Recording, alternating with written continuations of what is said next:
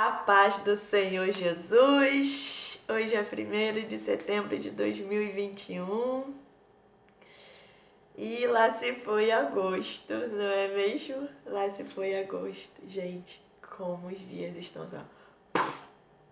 É muito rápido, né? Muito rápido mesmo. Espero que você esteja bem, que você tenha passado a noite bem, que você tenha descansado, né? Hoje é quarta-feira, meado da semana já, né? Para aqueles que trabalham 5 dias, mas às vezes a gente tem tantas tarefas, não é? E assim a gente vai indo. Olha, estudar a palavra do Senhor é muito bom, né? Muito bom mesmo. Olha, eu tenho um desafio aqui para vocês. Eu entrei no desafio ontem, a partir de hoje, durante 7 dias, de não pedir nada ao Senhor, apenas agradecer. Então a nossa oração será de agradecimento. Se você quiser fazer uma lista de tudo que você tem para agradecer, faça isso para você não se perder nas orações. Mas de hoje até o dia 7, à meia-noite, nós só vamos fazer oração de agradecimento ao Senhor por tudo que Ele tem feito nas nossas vidas. Tudo, tudo, tudo, tudo. E aí ontem eu tava... Gente, o livro de Atos olha, a Bíblia toda é maravilhosa, mas tem alguns livros que, olha, é maravilhoso demais. E eu tava lendo o livro de Atos e lá no capítulo 5, no final do capítulo 5, ele diz assim, eu vou ler os versículos 40, 41 e 42, tá? De Atos dos Apóstolos, capítulo 5. E diz assim, o 40 começa assim: E concordaram com ele, e chamando os apóstolos, e tendo-os açoitado, mandaram que não falassem no nome de Jesus, e os deixaram ir. Retiraram-se, pois, da presença do conselho, os apóstolos, tá? Regozijando-se de terem sido julgados dignos de padecer afronta pelo nome de Jesus. E todos os dias no templo e nas casas não cessavam de ensinar e de anunciar Jesus. Aqui,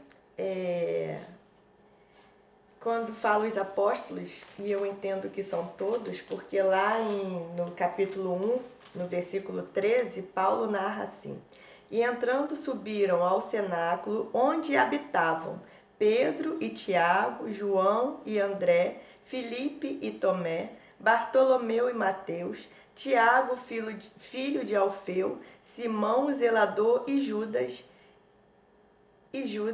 de Tiago. Né? E lá no capítulo 2, aliás, ainda no capítulo 1, eles escolhem o Matias, né, para poder substituir o Judas. Então, lá nesse capítulo, quando eu li, né, que eles se regozijaram, eles falavam dois apóstolos. Porque lá no capítulo, no versículo 17, os sacerdotes, que eram da linhagem dos saduceus, eles invejaram, eles narram, né, o versículo 17 começa a falar que eles invejaram as maravilhas que os apóstolos tinham feito, e veio, né, depois ali logo no 12, eles falam assim: e muitos sinais e prodígios eram feitos sobre o povo e pelas mãos dos apóstolos, e estavam todos unânimes no alpendre de Salomão. Então ele não fala que era Pedro e João ou apenas Pedro e Tiago, mas ele fala de todos os apóstolos. Então ali depois que os sacerdotes, né, invejaram, tiraram eles, levaram eles para a prisão, logo os anjos chegaram para Pedro, né, chegaram para os apóstolos e os soltaram. E logo de manhã, quando os sacerdotes foram lá para poder chamá-los, eles já estavam de volta no templo.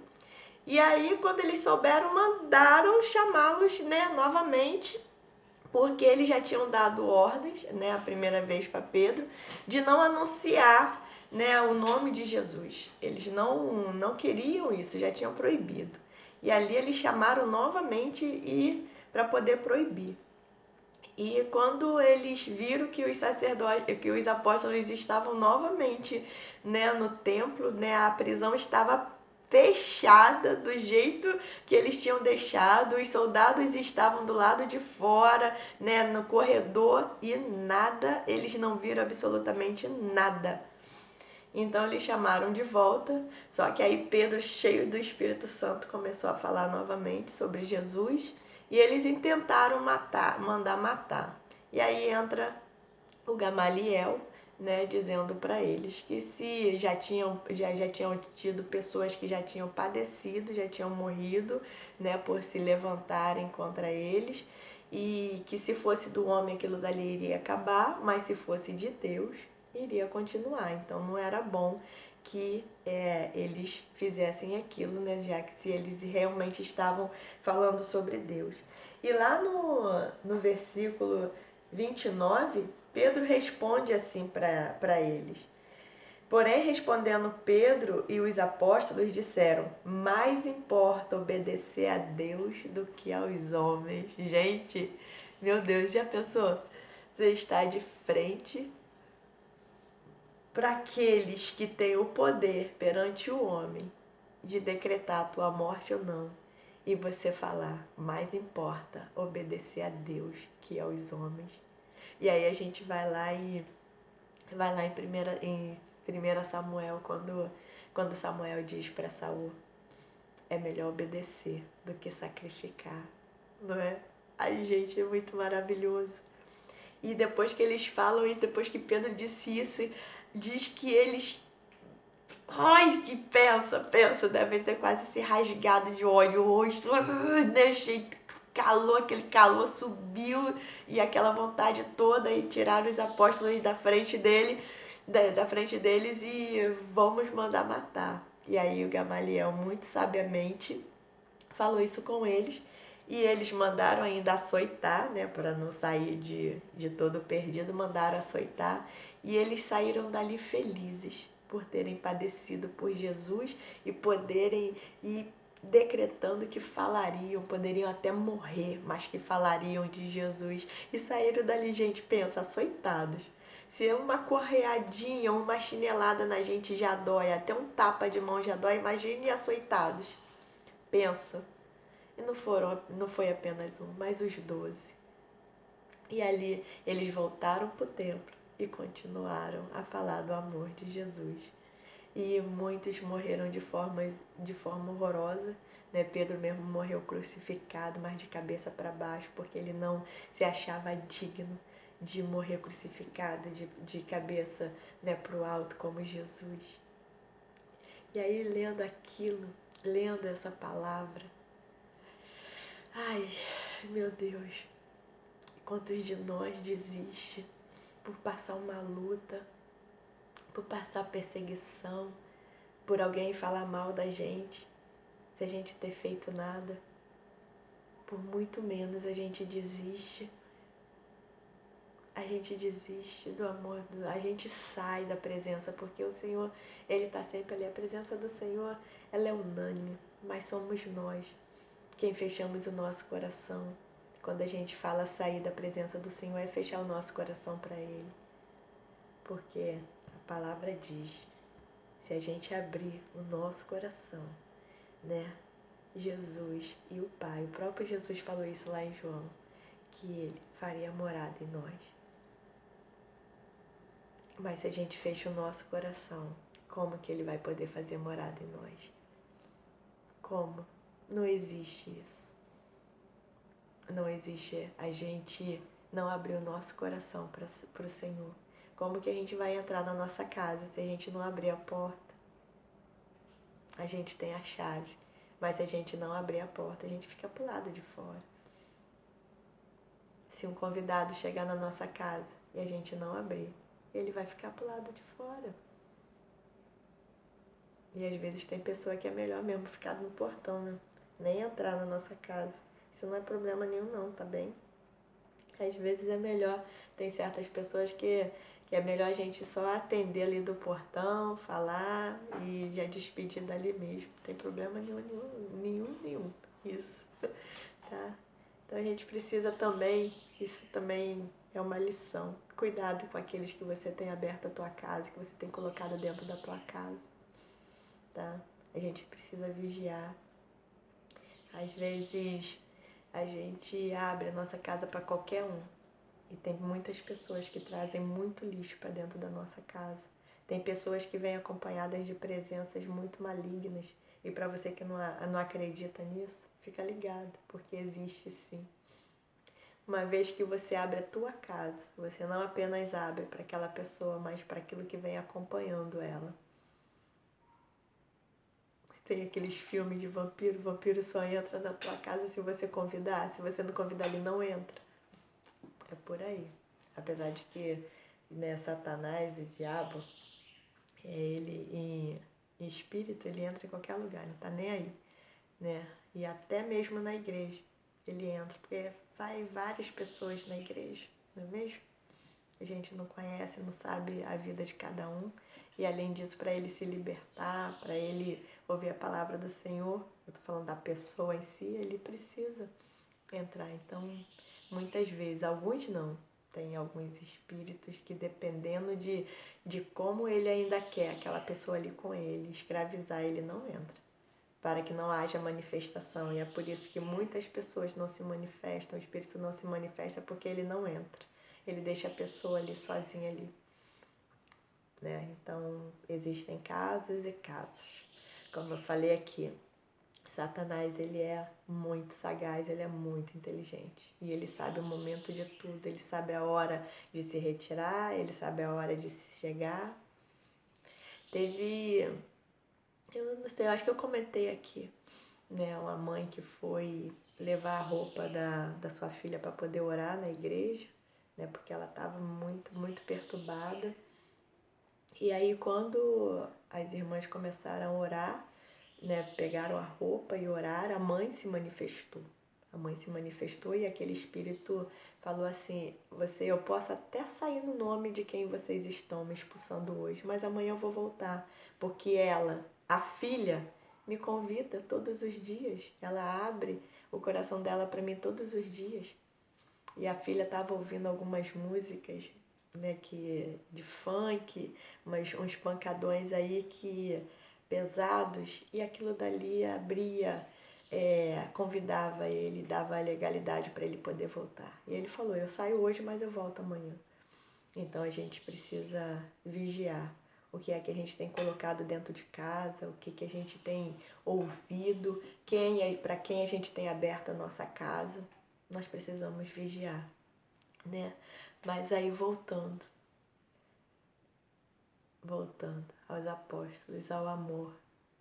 Eles viram, eles caminharam com Jesus, conheceram Jesus verdadeiramente. Depois que Jesus padeceu na cruz e ressuscitou, ainda ficou 40 dias ali com eles, né, ensinando ainda, orientando. E Pedro, que tinha se afastado quando Jesus foi crucificado, e quando Jesus retornou, o amor de Pedro floresceu de tal forma que ele virou o apóstolo que virou, né? E viveu maravilhas. Pedro viveu maravilhas com Jesus. Naquele dia em que ele tinha pescado a noite toda e que não tinha pego nada, e de manhã Jesus falou com ele: volta ao mar alto e lança a rede. E Pedro falou: Senhor, mestre, depois de termos pescado a noite toda e nada termos pego, mas sobre a tua palavra, eu lançarei a rede. E ele voltou. E o título daquele texto diz: a pesca maravilhosa. E por isso, Pedro, quando Jesus veio sobre as águas, e eles acharam que era um fantasma, e Jesus falou: sou eu, não temais. E Pedro falou: Senhor, se é tu mesmo, manda que eu vá até você, manda que eu vá até o Senhor. E Jesus falou que vem. E Pedro foi, porque ele sabia muito bem de quem era a ordem. Mas se você em algum momento desistiu, volta, volta. Porque para onde você irá? Para onde iremos nós, se só o Senhor tem palavras de vida eterna? Para onde? Você vai ficar o quê? Como um peixe fora d'água? Daqui a pouco você está sem ar. Vai morrer, porque não é o seu lugar. Quem já pisou no Santo dos Santos, em outro lugar, não sabe viver. E onde estiver, clama pela glória, a glória de Deus. E você que ainda não experimentou, experimenta. Experimenta, abre o teu coração para o Senhor. Aí você vai falar, mas meu coração já é aberto. Existem passos para isso. Existem passos para isso. Senhor, eis-me aqui. Eu reconheço que sou um pecador. E sem o Senhor eu nada posso. E confesso o Senhor, meu Jesus, como o meu único e suficiente Salvador. Perante o homem e perante ao Senhor. Sim, numa igreja. Numa igreja, onde seu coração se sente bem, onde você se sente bem. Não estou aqui falando de religião, estou falando aqui de Jesus, estou falando das ordenanças, das diretrizes que Ele nos deixou através da sua palavra. E é necessário que a gente nasça do Espírito e da água. Sim, o batismo totalmente imergido para que a velha criatura, o simbolismo da velha criatura vá. Existem passos, existem ordenanças. E se você tem uma vida, se você é casado legalmente, né, ou se você é apenas solteiro, descer as águas para poder participar do sangue e do corpo de Cristo, que é a Santa Ceia. Porque a palavra diz que aqueles que não participam do sangue e do corpo de Cristo não têm parte com Ele. Então, a diretrizes não é a Andréia que está falando, não será o pastor que está falando, mas o próprio Jesus, quem nos deixou essa direção. Então, se você está fazendo a obra do Senhor, se você está sofrendo perseguição, se está sendo caluniado, aleluia, glorifica ao Senhor. Glorifica ao Senhor, assim como os apóstolos fizeram. Glorifica ao Senhor, tá bom? Porque não é vão o trabalho no Senhor. Glorifica e busque a força que você necessita diariamente, tá bom? Coloca um sorriso no seu rosto, ó, chopo, e larga os problemas para lá. Não pode ser pesado para você, porque Jesus, Ele carrega o que é mais pesado. Então, se está sendo difícil, busque nele a força, a direção que você precisa, tá bom? Sofrer, nós vamos sofrer sim, vai ter dias que a gente vai estar abatido, que nós somos humanos, mas não deixa isso te abater, não. Não deixa as lutas fazer com que você feche o seu coração para o Senhor, tá bem? Vamos orar. Pai de poder e glória, graças, meu Pai, te damos por mais esse mês que inicia hoje, Pai. Graças te damos, meu Pai, por termos aberto os nossos olhos, por termos levantado daquela cama quentinha, gostosa que o Senhor nos deu, Pai. Muito obrigada, meu Pai, por esse teto, por essa luz, por essas lâmpadas, pelo nosso local de sentar, pelo nosso chuveiro, pelas nossas xícaras, pelos nossos pratos, pelos nossos talheres, pelo nosso café aromático. Ai, que só de sentir o cheirinho, Senhor, já desperta em nós o apetite. E às vezes a gente nem tá com vontade de tomar um café. Obrigada pelo pão de cada dia, Pai. Obrigada pela manteiga, pela margarina. Obrigada pelo arroz, pelo feijão, pelo mantimento, Pai. Obrigada pelos nossos animais domésticos, pelos nossos filhos, para aqueles que têm filhos. Muito obrigada, meu Pai, pelas suas misericórdias que se renovam a cada manhã. Muito obrigada, meu Pai, por ter nos escolhido primeiro, por ter nos amado primeiro, por não ter desistido de nós, meu Pai, quando Adão e Eva pecaram, Pai. Muito obrigada porque apesar de nós fazermos tudo que é errado, o Senhor continua nos amando, porque o Senhor não nos ama pelo aquilo que a gente faz, porque simplesmente o Senhor nos ama. E o Senhor nos ama tanto que o Senhor nos fez a sua imagem e semelhança, colocando um pouquinho do seu Espírito em cada um de nós, Pai. Muito obrigada, meu Pai, porque não há honra maior, meu Pai, não há honra maior do que podermos, meu Pai, sermos chamados filhos do Senhor. Não há. Muito obrigada, Pai. Muito obrigada por essa oportunidade de estar aqui, levando um pouquinho do teu amor para cada um que está ouvindo, Pai, esta ministração. Obrigada, Pai. Muito obrigada. Aleluia, Pai. Obrigada por sentir o teu amor, por sentir o teu sorriso neste dia, por ouvir, meu Pai, os pássaros cantando lá fora, te glorificando, porque os animais já acordam glorificando o Senhor. Ah, Senhor, muito obrigada. Muito obrigada por aqueles que estão, meu Pai, mesmo doentes, mas tendo a oportunidade, Pai, de ter mais um dia de vida, de ter, meu Pai, esperança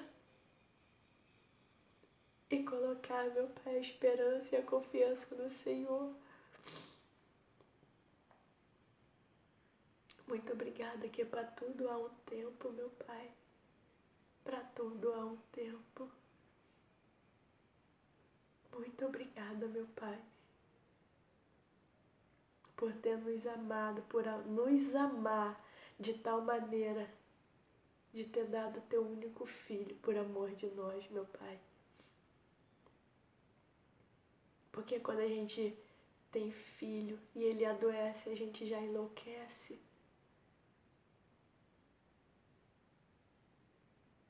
Imagina, meu Pai, dar o teu único filho. Imagina. Mas não foi apenas um gesto, foi o gesto. Foi o amor. O amor. Muito obrigada, Pai. Muito obrigada. Em nome de Jesus, Pai. Muito obrigada.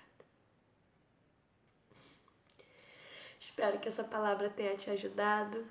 Um ótimo dia para você. Fique na paz do Senhor Jesus.